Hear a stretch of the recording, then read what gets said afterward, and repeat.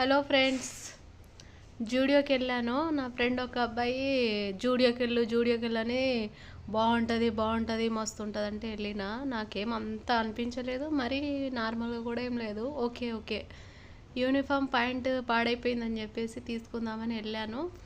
అది తీసుకున్నాను. దాంతోపాటు ఇంకో వేరే డ్రెస్ కూడా తీసుకున్నాను. అదే ఒకటి తీసుకుందామని పోతే ఇంకొకటి, సో ఆ డ్రెస్ తీసుకున్నాను.